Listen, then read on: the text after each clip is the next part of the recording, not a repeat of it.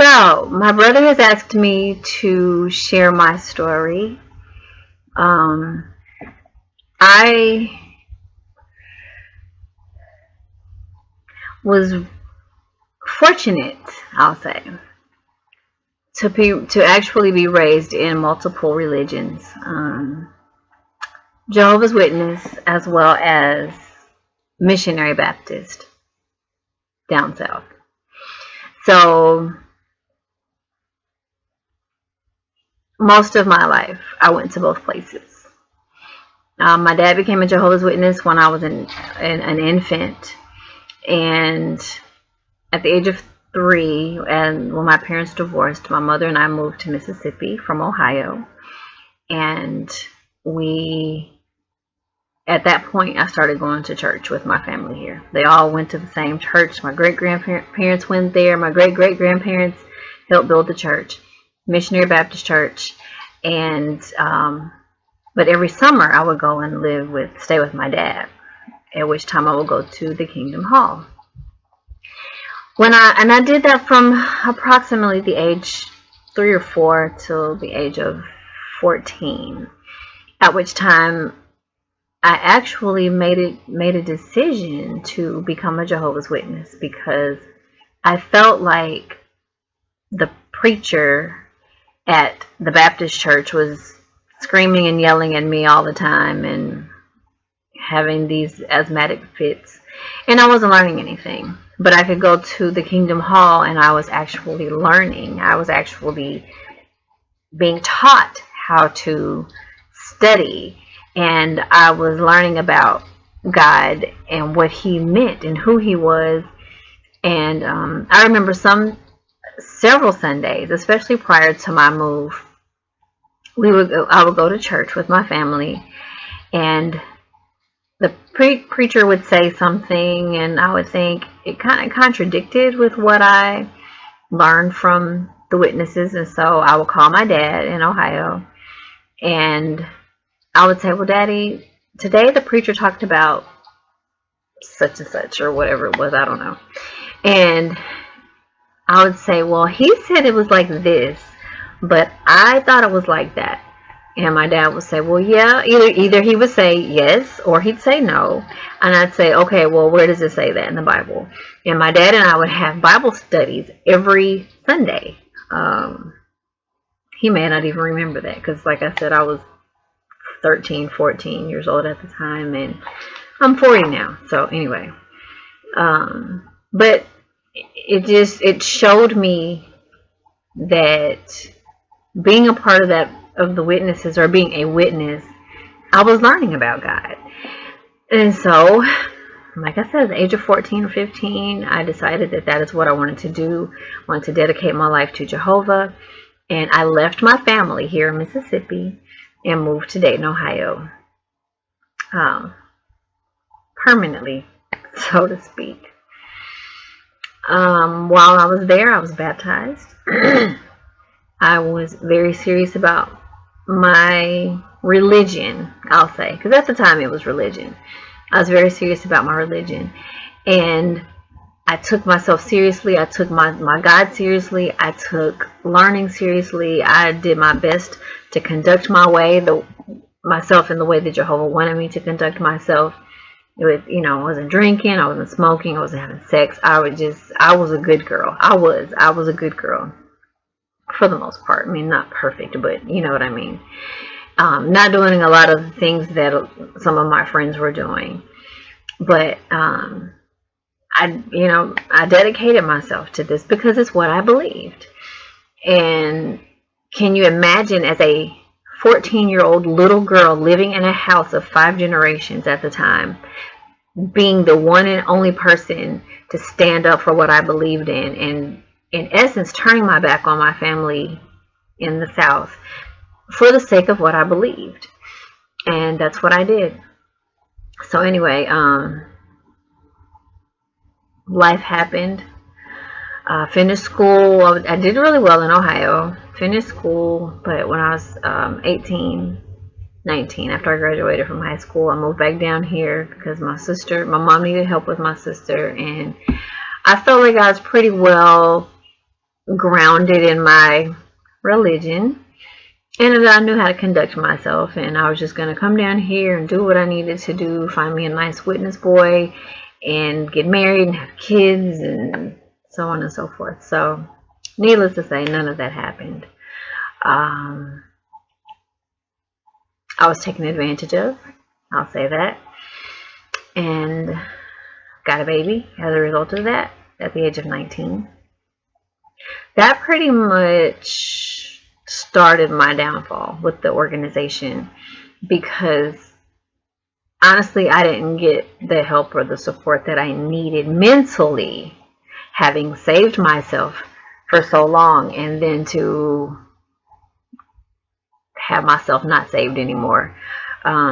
It's very detrimental mentally. And so what it did for me is, actually, a person can either go into a hole, or they can, go the other way. And I did. I went the other way for a while, a long time.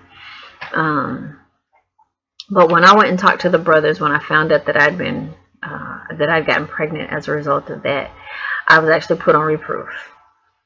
Not because I was pregnant, but because I had actually engaged in fornication, even beyond the initial act that got me pregnant. And so, as a result of that, I just kind of went downhill. Jump a few years, a lot of bad relationships, a lot of bad situations, ultimately 4 children out of wedlock.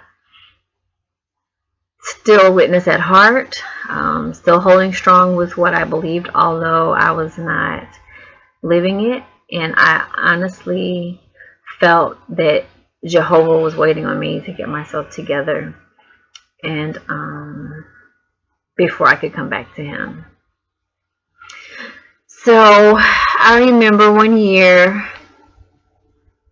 back in 2006, I believe, I just had my last child, my daughter, and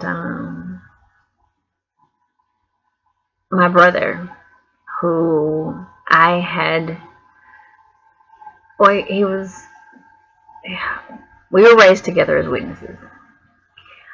He was the good one. He went off to Bethel. He made it. He was a pioneer. He was all overseas. He was in Bethel. He was doing it. When I tell you, he was the Jehovah's Witness success story.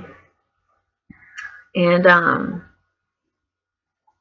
we had actually kind of grown apart for a long time, but somewhere and somehow, I almost want to credit MySpace.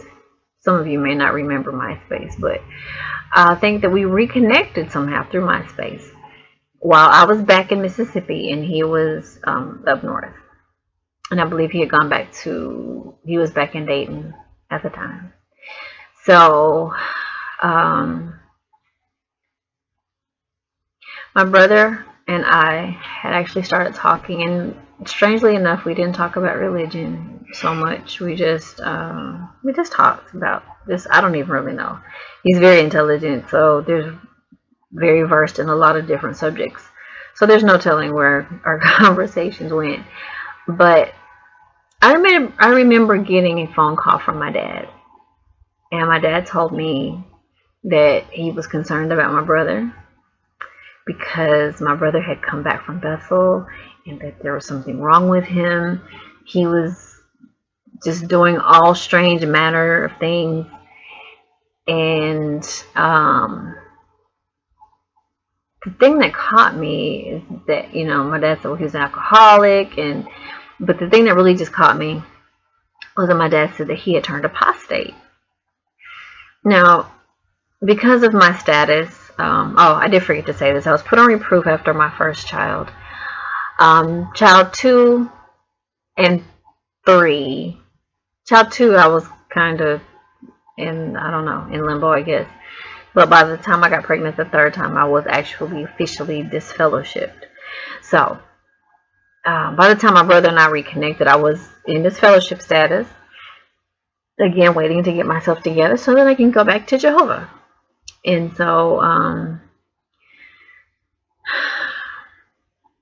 when I heard that my brother had turned apostate, that was kind of strange to me, because in talking to him, I never got any form, not even an inkling of that. You know, he's an alcoholic and he might be doing drugs.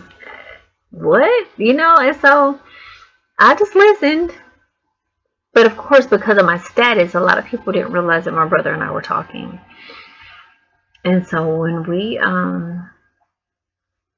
when I got off that phone call, I called my brother. And I said, well, this is what's being said about you. And if you know my brother, and if you're watching this video, you very well may know him, because I think he's going to put it on his YouTube page. But anyway, he just laughed. You know, he was like, really? Seriously? That's what they're saying about me? And so I was like, yeah. And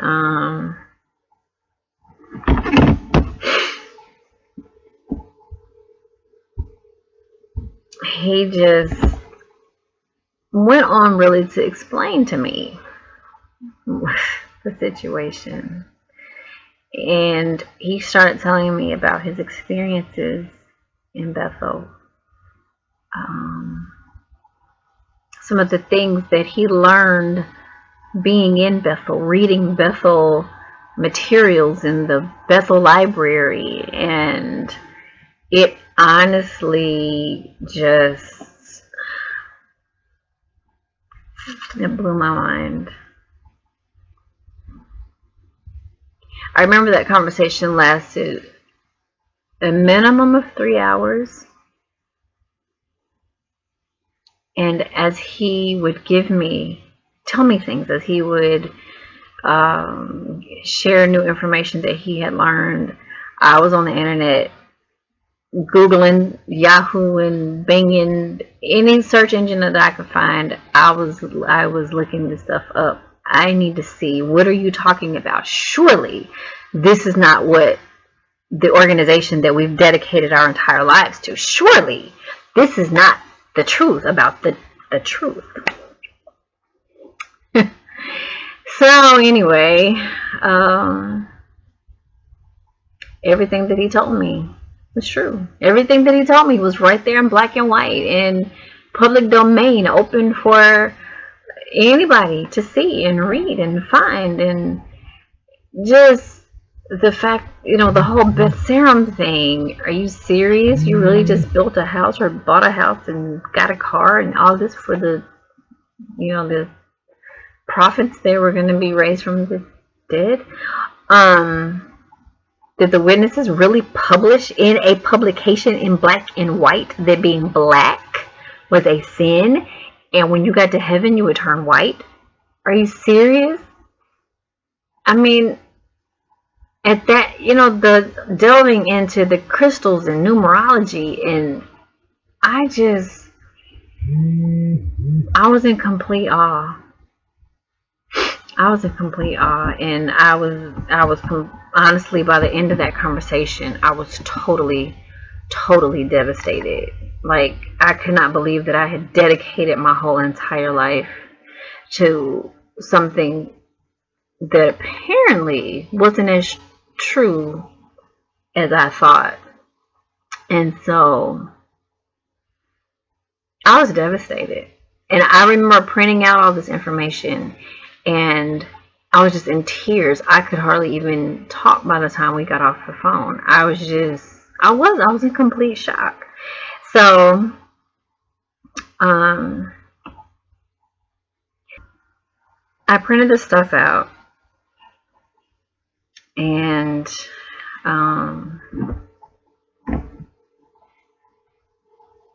it was a book. I swear, it was a book.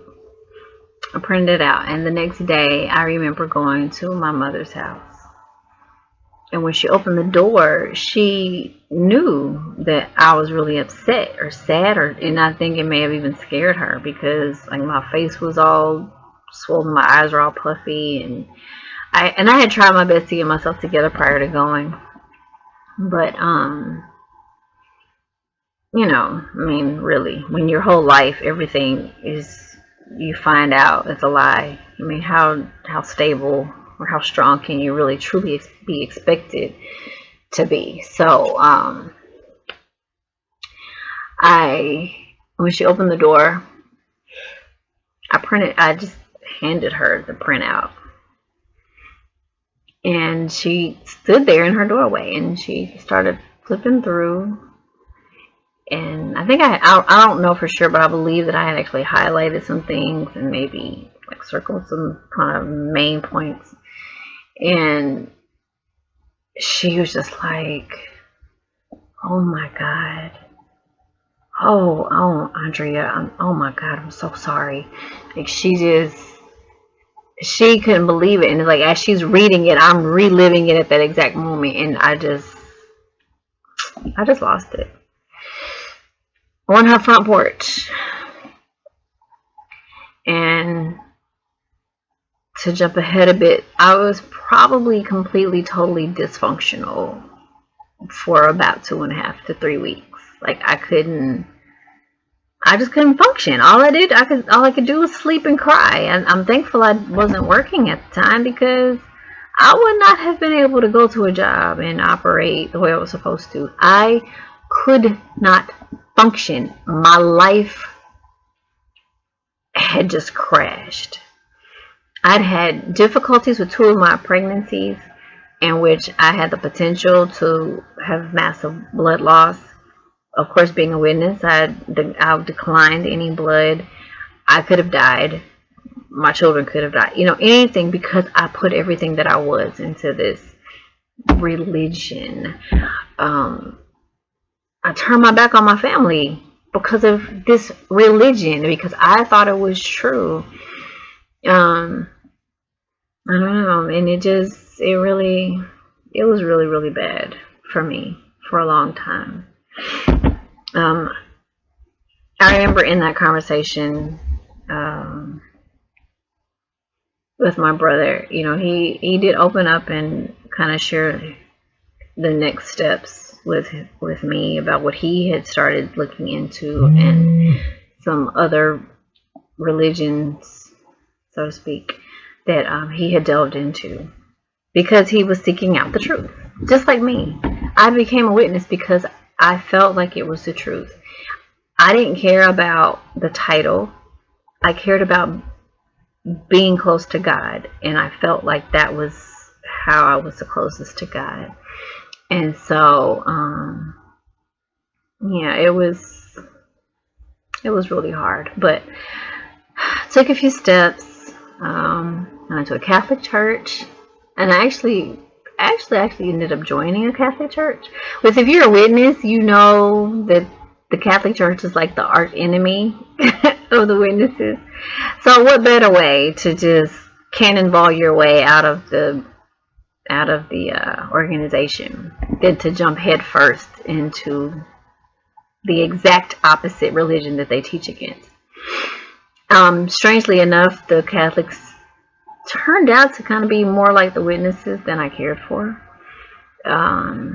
Not in a bad way. I guess I just mean within the structure, the boxed in, it's only like this, and that's how it is. And it just didn't fit me as a person. So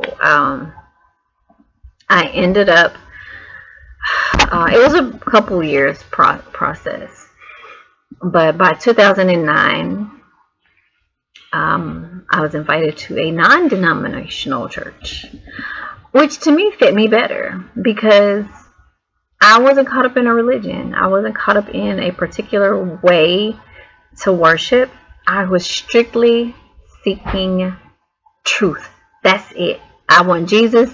That's it. I want God. I want Jehovah. However you need to give him to me, that's what I need. And so that's what I did. And 7 years later, I'm still there at this non-denominational church. I learned being there that that God was not waiting on me to get myself together. If I could get myself together, I would have gotten myself together.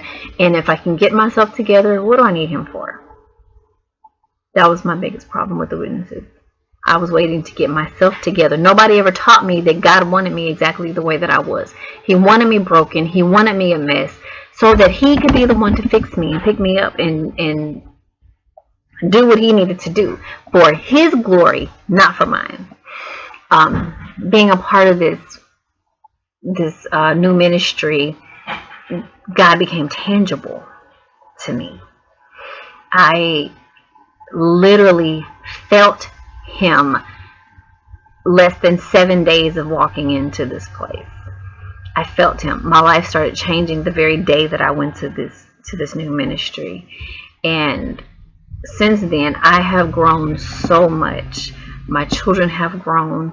We've had a lot of attacks from the enemy, but I know that I've been getting attacked, and that my family has suffered these attacks because I'm on the right path. Because if I wasn't where I was supposed to be and seeking out God, the enemy wouldn't bother me at all. But with I started going to this ministry in May 2009. By September, I was married. Been married almost 7 years now. My family grew. My mother, my sister, my aunt, cousins, people all ended up really coming to where I was and getting to know God, getting out of the tradition and getting out of the box and getting out of the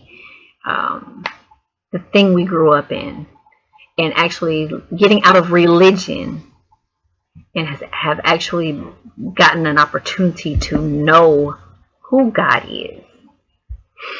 And I wouldn't trade it for anything. Not at all. I wouldn't trade it at all. Because